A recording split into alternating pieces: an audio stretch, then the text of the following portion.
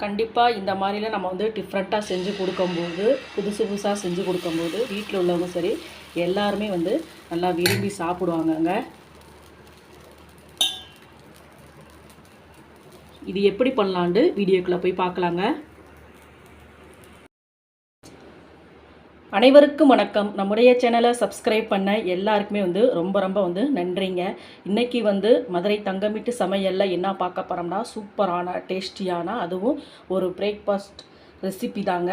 இந்த மாதிரி செஞ்சு கொடுத்தோம்னு வச்சுக்கோங்க, வீட்டில் உள்ள எல்லாருமே வந்து நல்லா விரும்பி சாப்பிடுவாங்க. அது மட்டும் இல்லைங்க, என்ன டிஃப்ரெண்ட்டாக புதுசாக இருக்கே அப்படின்னு கேட்பாங்க. பாருங்களேன், செஞ்சு கொடுத்து பாருங்கள். அப்புறம் வீட்டில் உள்ளவங்கலாம் சொல்லுவாங்க பாருங்கள். ஃபஸ்ட்டு வந்து நான் வந்து இந்த கப்பில், பெரிய கப்பில் வந்து ஒரு கப்பில் வந்து கோதுமை மாவு எடுத்துருக்குறேங்க. அதை வந்து ஒரு பாத்திரத்தில் சேர்த்துக்கிறேன். அந்த கோதுமை மாவு எடுத்தோம் பார்த்தீங்களா, அந்த கப்பிலே பாருங்கள் ஒரு அரை கப்பில் வந்து ரவை எடுத்துருக்குறேங்க. அதையும் சேர்த்துக்கிறேன். ரவையை சேர்த்த பின்னாடி தண்ணி சேர்த்துக்கலாங்க. கோதுமை மாவு எடுத்தோம் பார்த்தீங்களா, அந்த கப்பிலே வந்து ஒரு 1.5 கப்பில் வந்து தண்ணி சேர்த்துக்கிறேங்க. தண்ணி சேர்த்துட்டு நல்லா மிக்ஸ் பண்ணிக்கலாங்க. மிக்ஸ் பண்ணிவிட்டு காமிக்கிறேங்க. கட்டி இல்லாமல் மிக்ஸ் பண்ணிக்கோங்க. அந்த ரவை கூட பாருங்கள் மாவு வந்து நல்லா மிக்ஸ் பண்ணிட்டேங்க. இப்போ வந்து ஒரு பிளேட் போட்டு மூடிட்டு அதை வந்து ஒரு 20 நிமிஷம் வந்து அப்படியே தனியாக எடுத்து வச்சிடலாங்க. இப்போ வந்து பாருங்கள், வெங்காயம், கேப்சிகம், தக்காளி எடுத்துருக்கேன் பாருங்கள். இதை கட் பண்ணிவிட்டு காமிக்கிறேங்க. அந்த மாதிரி வந்து கட் பண்ணி எடுத்துக்கோங்க. பாருங்கள் ஃப்ரெண்ட்ஸ், இந்த மாதிரி வந்து கேப்சிகத்தை வந்து அந்த உள்ளே இருக்க விதையெல்லாம் எடுத்துகிட்டு இந்த மாதிரி கட் பண்ணிக்கணுங்க. அதே மாதிரி வெங்காயத்தை வந்து இந்த மாதிரி கட் பண்ணிக்கணுங்க. தக்காளி பாருங்கள், அதில் உள்ள விதை எடுத்துட்டு அந்த சதையெல்லாம் எடுத்துட்டு இந்த மாதிரி வந்து தக்காளி வந்து கட் பண்ணி எடுத்துக்கலாங்க. இந்த மூணுமே வந்து இந்த மாதிரி எடுத்துக்கிறணுங்க. இப்போ இது எல்லாமே ஒரு பாத்திரத்தில் சேர்த்துக்கிறேன்.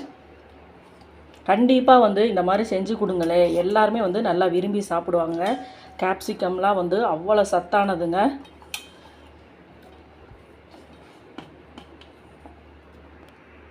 மூணுமே சேர்த்தாச்சுங்க. இப்போ இதில் வந்து ஒரு 1/4 ஸ்பூன் அளவு வந்து உப்பு சேர்த்துக்கிறேங்க.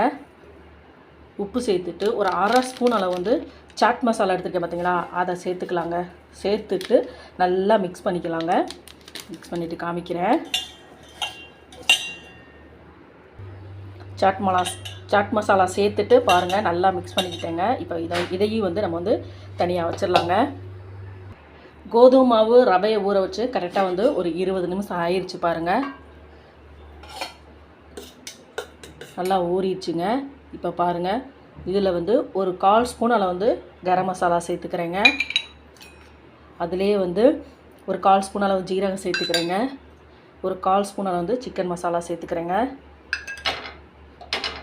1/4 ஸ்பூன் அளவு வந்து தனி மிளகாய் தூள் சேர்த்துக்கிறேன்.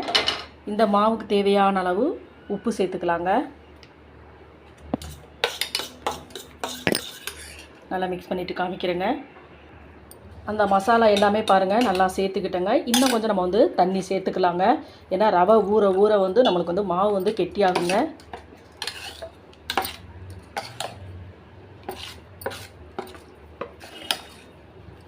இப்போ வந்து உப்பு எல்லாமே வந்து சரி பார்த்துக்கோங்க.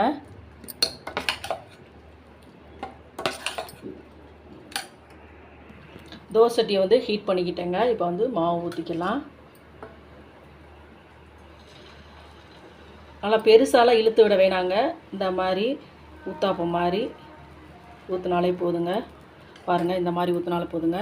இப்போ வந்து நம்ம வந்து மிக்ஸ் பண்ணி வச்சுருக்கோம் பார்த்தீங்களா, அந்த கேப்சிகமும் தக்காளி எல்லாத்தையுமே அப்படி வைக்கலாங்க.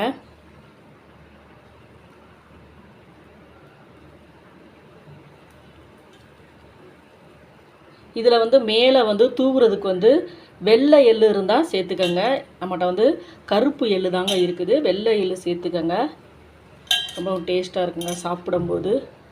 சாட் மசாலா எல்லாம் சேர்த்துருக்கோம் இல்லைங்களா, ரொம்பவும் டிஃப்ரெண்ட்டாகவும் இருக்குங்க.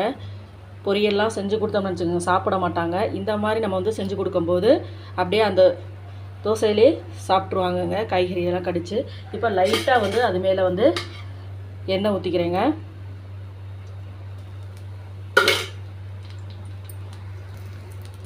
அப்படியே கரண்டியை வச்சு அப்படியே அழுத்தி விட்டுக்கிறேங்க. இப்போ அதே மேலே பாருங்கள் எள்ளு சேர்த்துக்கிறேங்க.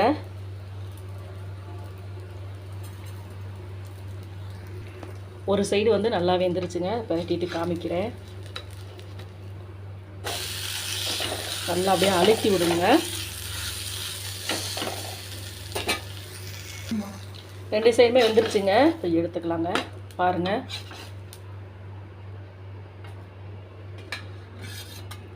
இதே மாதிரி 2 3 பாருங்கள். ரொம்பவும் டேஸ்டியான அதுவும் ஹெல்த்தியான ரெசிபி வந்து ரெடி ஆகிடுச்சு பாருங்கள். நல்லா சாஃப்டாக இருக்குங்க. ஏன்னா ரவை கோதுமை மாவுலாம் சேர்த்துருக்கோம் இல்லைங்களா, பாருங்களேன் நல்லா சாஃப்டாக இருக்குங்க. இதை வந்து அப்படியே கூட வந்து நம்ம சாப்பிட்லாங்க. பசங்களுக்கு, வீட்டில் உள்ளவங்களுக்கு எல்லாருக்குமே இப்படி செஞ்சு கொடுங்கங்க. நல்லா விரும்பி சாப்பிடுவாங்க. இதே மாதிரி நீங்களும் செஞ்சு பாருங்கள். ப்ளீஸ் நம்ம சேனலை பார்க்குறவங்க நம்ம சேனலுக்கு ஆதரவு கொடுங்க. லைக் பண்ணுங்கள், ஷேர் பண்ணுங்கள், கமெண்ட் பண்ணுங்கள், சப்ஸ்கிரைப் பண்ணுங்கள். மறக்காமல் பெல் பட்டனை கிளிக் பண்ணுங்கள். நன்றி, வணக்கம்.